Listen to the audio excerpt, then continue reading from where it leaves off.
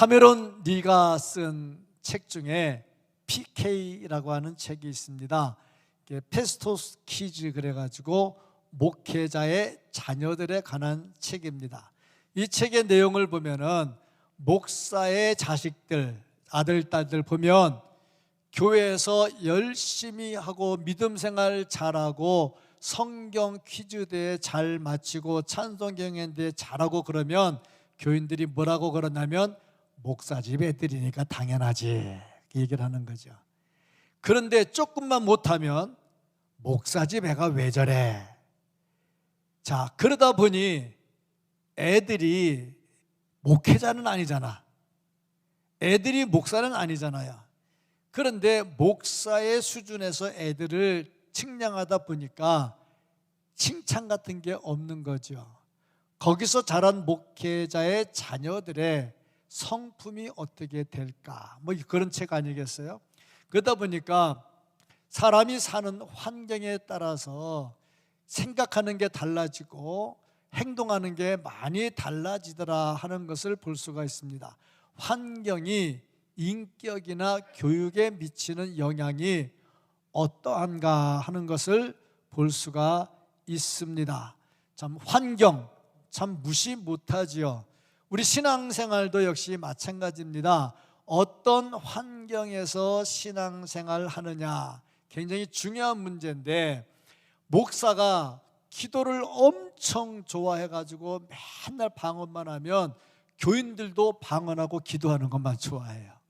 그리고 목사가 찬송하는 거 좋아하면 맨날 찬양대만 키워가지고 찬양하는 교회가 찬양하는 분위기로 흐르고, 또 목사가 전도하는 거 좋아하면요 교인들이 전도하는 쪽으로 많이 흘러가고, 봉사하는 거 좋아하는 교회 가면요 말씀도 별로 안 가르치고 찬양도 별로 안 하고 맨날 봉사하는 것만 가르쳐서 교인들이 봉사는 열심히 잘하는 것을 볼 수가 있어요. 이게 뭐냐면 환경입니다. 어떤 환경이냐, 여기에 대해서 우리가 신앙생활도 환경이 굉장히 중요한데, 또 어떤 사람과 함께 하느냐에 따라서 환경이 많이 달라지더라. 방금 말씀드렸지만 기도하는 목사님, 찬송 좋아하는 목사님, 봉사 좋아하는 목사님, 전도 좋아하는 목사님, 말씀 좋아하는 목사님에 따라서, 지도자에 따라서 환경이 많이 변화되더라.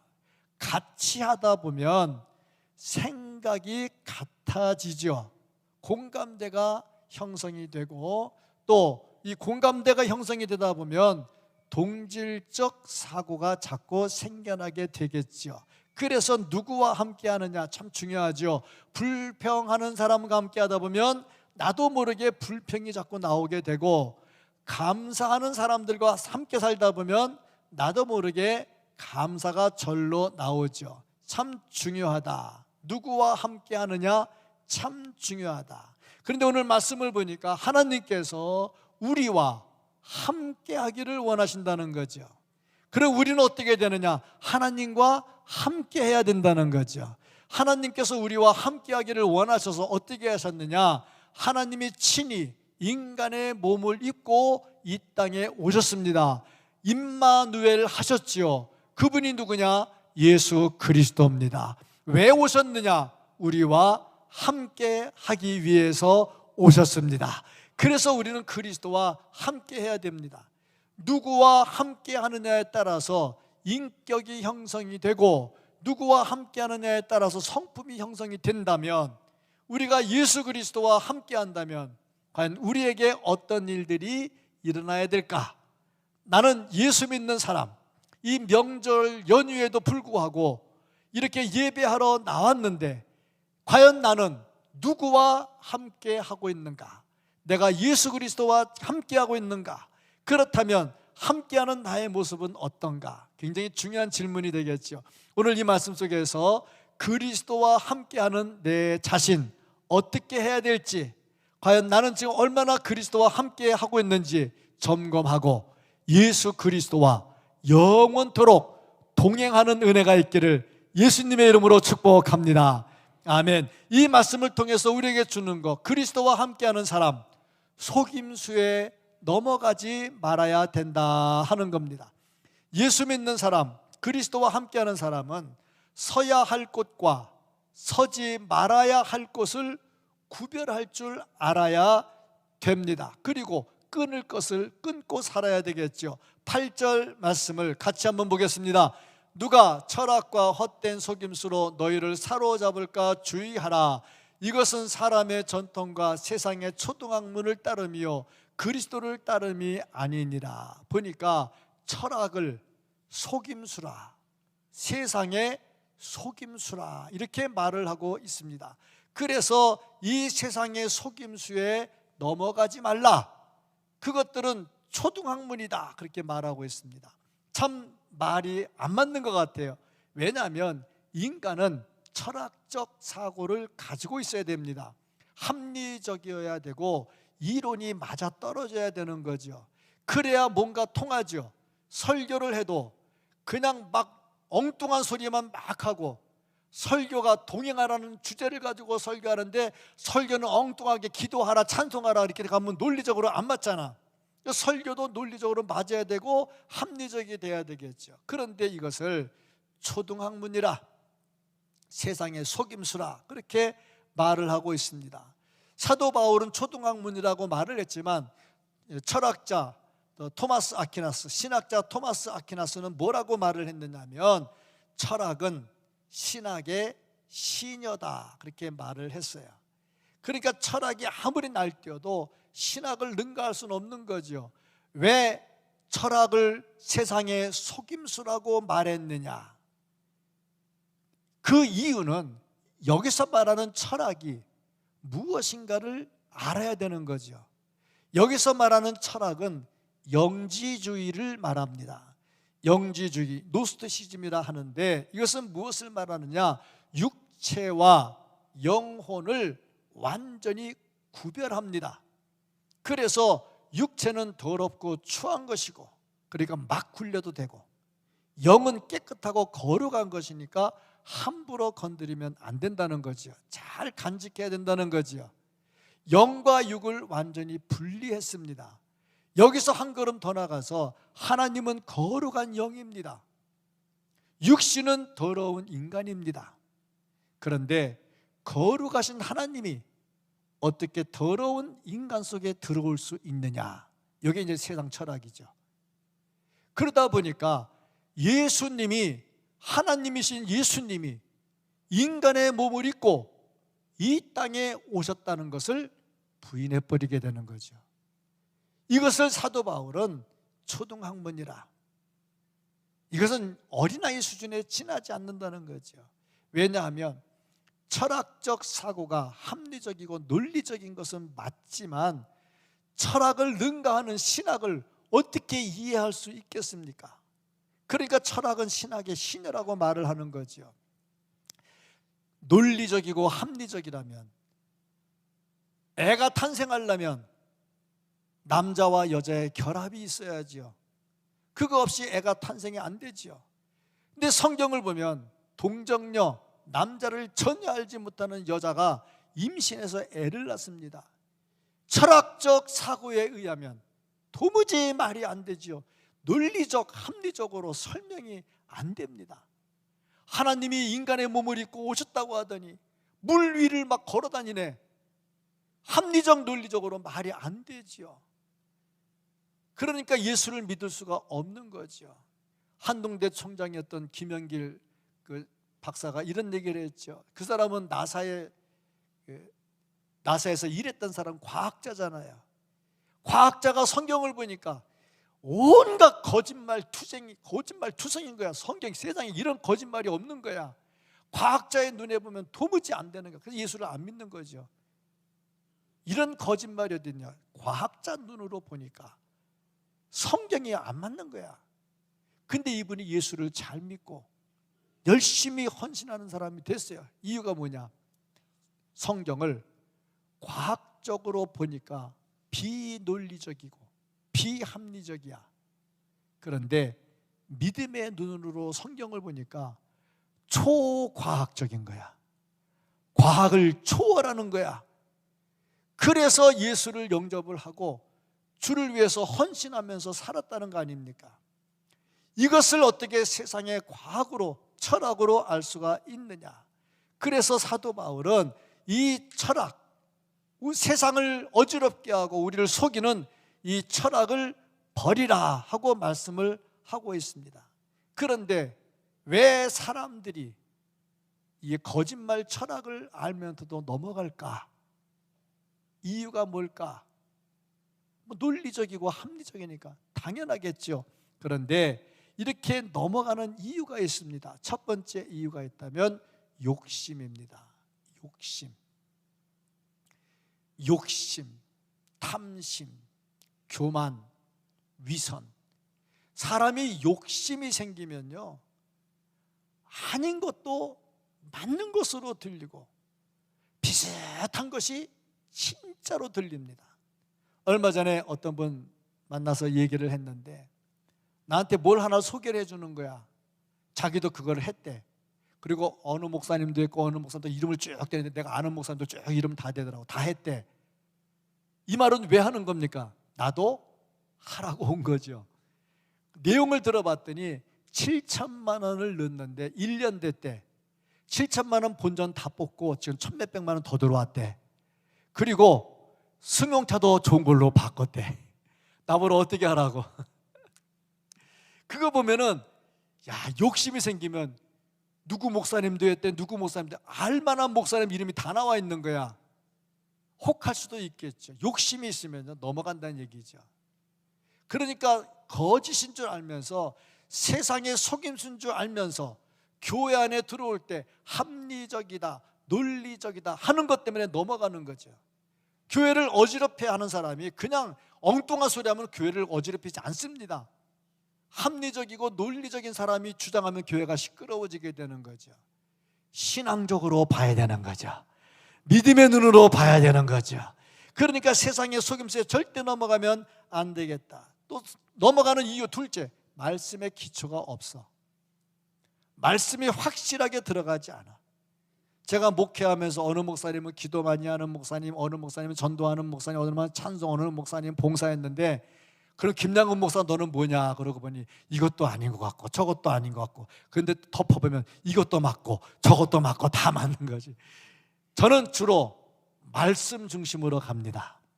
말씀이 가라고 하는 데까지 가고 말씀이 서라고 하는 데 섭니다. 그래서 주일에 말씀을 전할 때에 정말 이 말씀이 진정한 말씀으로 전파될 수 있도록 최선을 다하고 있습니다. 왜냐? 교회 매주 새벽에도 나오고 저녁에도 나오고 수요일도 나오고 주일 오후도 나오는 사람은 설교 대강 들어도 걸리는 게 하나 있어. 근데 주일 낮만 한 번 나오는 사람은 걸리는 게 이것밖에 없어. 그래서 제가 더 열심히 말씀을 증거해야 돼. 하나 걸리라고. 말씀 중심으로 살기를 주의 이름으로 축복합니다. 그래야 세상의 속임수에 넘어가질 않아. 그러면 왜 우리가 세상의 속임수에 넘어가지 않고 살아야 되느냐? 그 이유, 우리가 세례와 부활로 주님과 연합했기 때문입니다. 연합을 했는데 뭘로 했느냐? 세례로 했다. 연합했다는 것은 하나가 됐다는 거예요. 하나가 되는 방법이 뭐냐? 세례입니다. 세례가 뭐냐? 11절 말씀을 봅니다.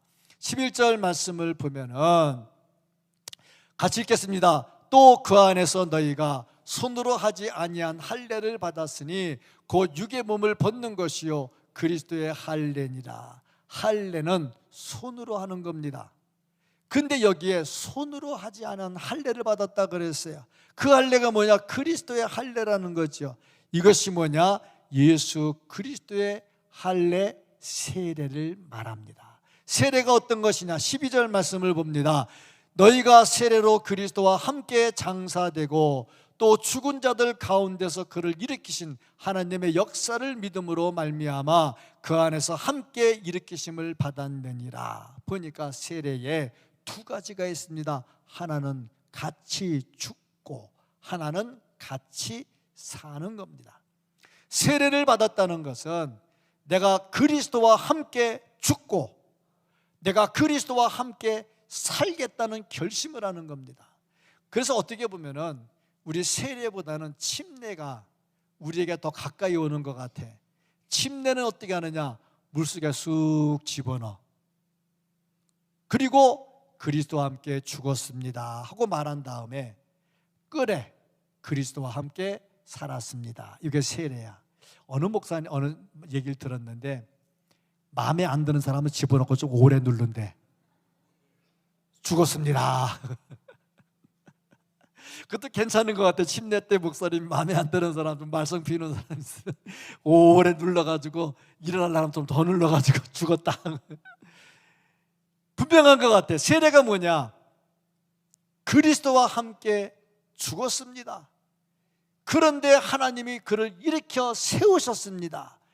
그래서 우리가 세례를 통해서 예수 그리스도와 연합했다 하는 겁니다. 죽었다는 것이 뭐냐? 육신이 죽은 게 아니죠.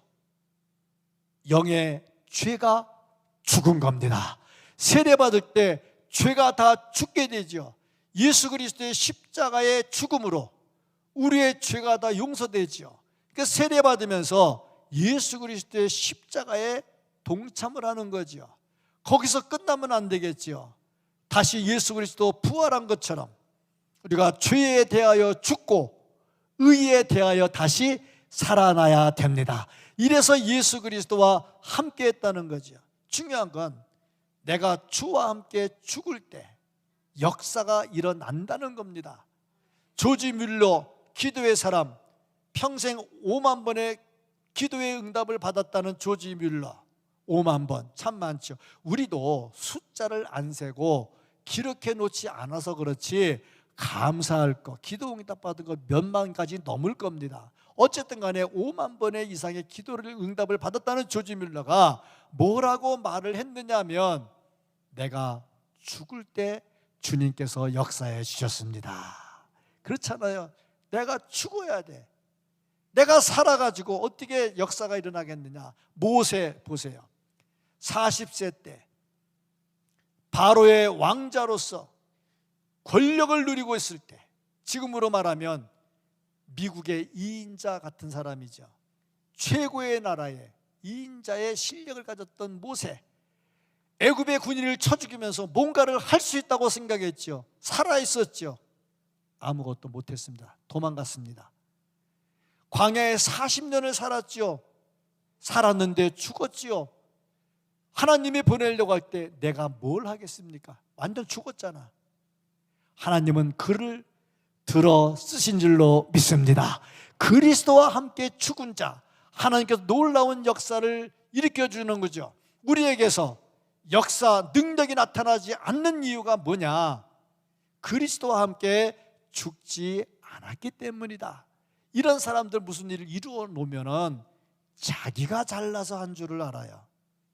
내가 죽으면 하나님의 은혜로 됐다고 하는데 내가 뭘 잘해서 하면 내가 잘해서 했다고 생각을 하는 거죠.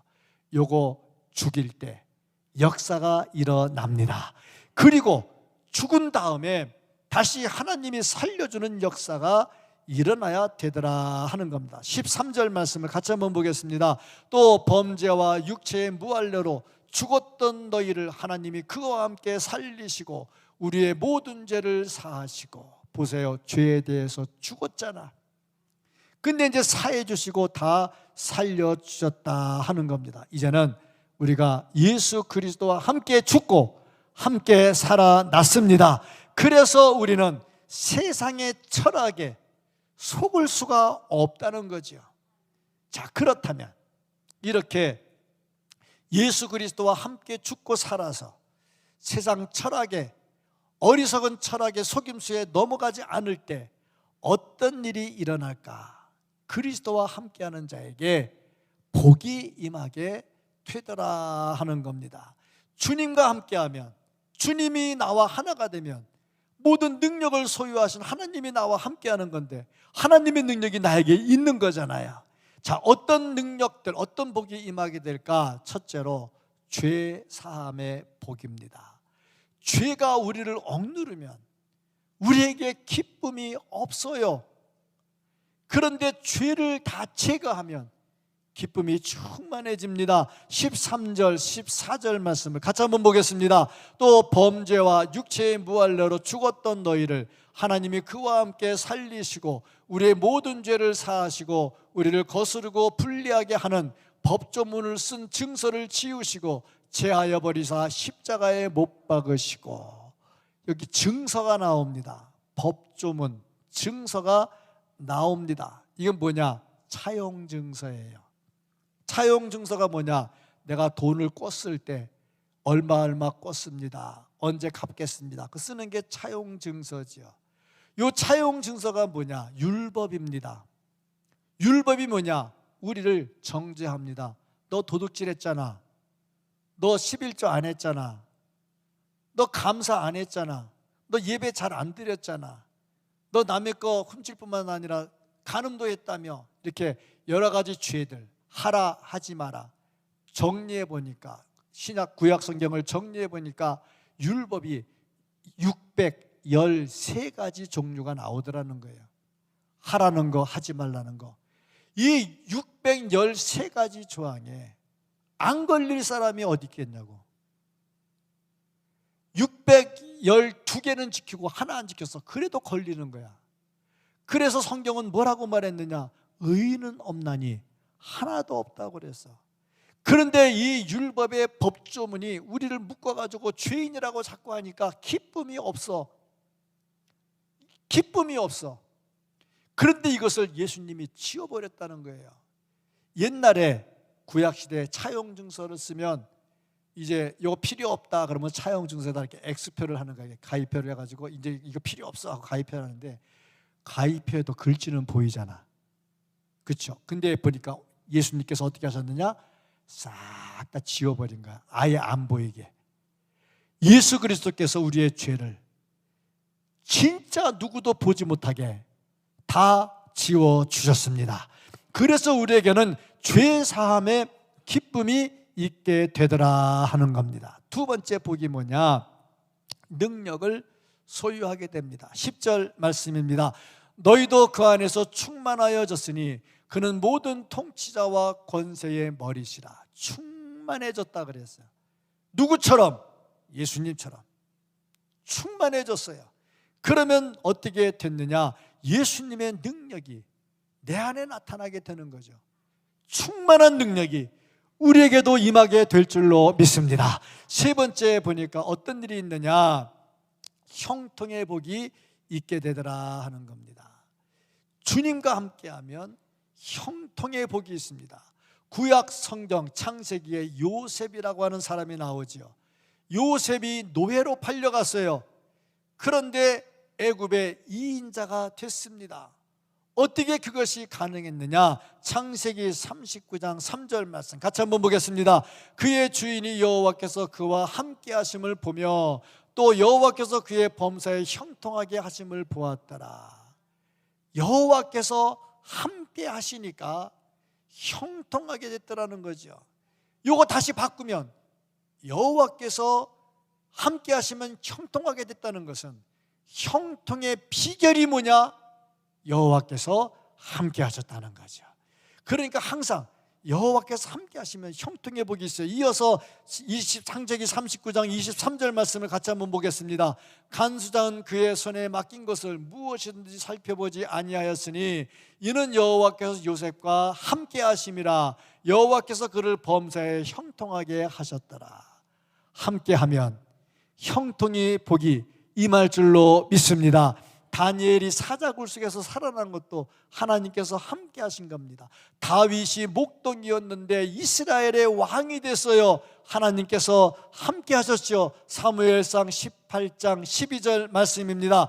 여호와께서 사울을 떠나 다윗과 함께 계심으로 사울이 그를 두려워한지라. 다윗과 함께 하셨다는 거예요. 14절 말씀을 보면은 이어서 다윗이 그의 모든 일을 지혜롭게 행하니라. 여호와께서 그와 함께 계시니라. 28절입니다. 28절 말씀. 여호와께서 다윗과 함께 계심을 사울이 보고 알았고 사울의 딸 미갈도 그를 사랑하므로. 보세요. 하나님이 함께하는 것을 다른 사람들이 알아. 내가 아는 게 아니고 다른 사람이 알아. 함께하니까 형통의 복이 임하게 되더라 하는 겁니다. 참 하나님이 함께 하셔서 무슨 일이든지 만사형통의 복이 있기를 축복합니다. 사업도 잘 되기를 축복합니다. 자녀들도 잘 되기를 축복합니다. 가족도 건강하기를 축복합니다. 형통의 복이 임하게 된다는 게 네 번째로 선교의 복이 임하게 되더라 하는 겁니다. 예수님께서 마지막 말씀을 전하라고 하면서 땅끝까지 전하라고 하면서 끝까지 함께 하시겠다고 그랬어요. 함께 하시면 선교하는 복이 임하게 됩니다. 우리 교회도 주님의 복음을 들고 땅끝까지 선교하는 교회가 될 수 있기를 예수님의 이름으로 축복합니다. 아멘. 자, 그렇다면 나는 누구와 함께 하고 있는가? 임마누엘 예수 그리스도와 함께 하고 있는가? 아니면 돈과 함께하고 있는가? 아니면 친구들과 함께하고 있는가? 가족들과 함께하고 있는가? 한번 깊이 생각을 해봐야 될 겁니다. 은혜를 입은 사람은 부활하신 예수 그리스도와 함께해야 될 줄로 믿습니다. 세례를 통해서 예수 그리스도와 함께 죽고 예수 그리스도와 함께 부활했다면 반드시 주와 함께 동행해야 될 겁니다. 주와 함께 동행하시면서 주님께서 주시는 형통의 복이 임할 수 있기를 예수님의 이름으로 축복합니다. 아멘. 사랑이 많으신 하나님 아버지 감사합니다. 추석 연휴에 갈 곳도 많고 다닐 곳도 많지만 무엇보다 그리스도와 함께하는 자로서 예배의 중요성을 깨닫고 예배의 자리에 나오게 하시니 감사합니다. 이렇게 하나님과 함께할 때에 우리에게 형통의 복이 있기를 원합니다. 주여 하는 사업이 잘 되게 하시고 직장이 안정되게 해주시고 자녀들이 잘 되는 복이 있게 하여 주시기를 소원합니다. 아버지 하나님은 무엇보다도 하나님과 교통하는 가운데 놀라운 기적을 체험하게 하여 주시고 내 생각을 능가하는 초자연적인, 초과학적인, 초논리적인 이 모든 것들을 체험할 수 있도록 주여 질병도 고쳐주시고 마음의 병도 고쳐주시고 육신의 병도 고쳐주시고 강력한 은혜도 우리에게 더하여 주시옵소서 간절히 소원하옵고 예수님 이름으로 기도합니다. 아멘.